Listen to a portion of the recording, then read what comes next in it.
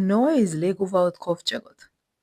И си спомна Бог за Ное и за сите зверови, и за сиот добиток, и за сите птици, и за сите влекачи, што беа со него во ковчегот, и навеа Бог ветар на земјата, и водите запреа. Изворите на бездната и окната небески се затворија, и дождот од небото престана.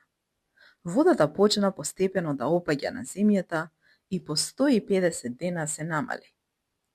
И се запре ковчегот во 7-миот месец на 17-тиот ден на ридовите од планината Арарат.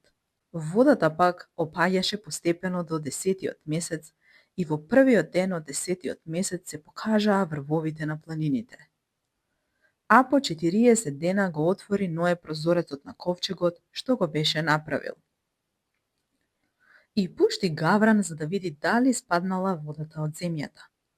Кој откако одлета, полетуваше и долетуваше додека не се спушти земјата од водата. Потоа пушти гулаб, за да види дали исчезнала водата од површината на земјата.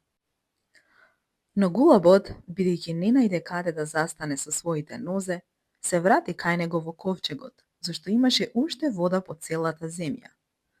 И Ное ја спружи раката, го фати и го зеде кај себе во ковчегот. Почека уште други 7 дена и повторно го пушти гулабот од ковчегот. Гулабот се врати кај него приквечер и ете, во клунот свој имаше свеж маслинов лист. И Ное разбра дека се повлекла водата од земјата. Потоа почека уште 7 дена и одново го пушти гулабот, а тој повеќе не му се врати. Во 601 година од животот на Ное, во првиот ден од првиот месец, ја снема водата од земјата. И Ное го отвори покривот на ковчегот, погледна и виде дека површината на земјата беше поисушена. А на 27-миот ден од вториот месец, земјата беше сува. Тогаш му рече Бог на Ное: излезете од ковчегот ти, жената твоја, синовите твои и жените на синовите твои.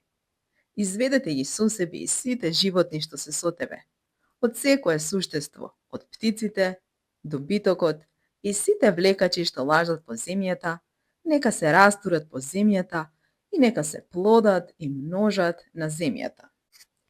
И излегоа Ное, синовите негови, жената негова и жените на синовите негови, сите животни и сиот добиток и сите лазачи, сите птици, се што се движи по земјата, според родот нивни, излегоа од ковчегот.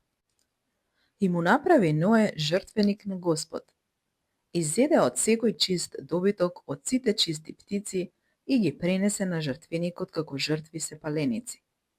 И Господ го почувствува пријатниот мирис, па рече во срцето свое: нема повеќе да ја проколнувам земјата поради човекот, зашто помислите на срцето човечко се зли уште од младини и нема повеќе да ги уништувам живите суштества, како што направив.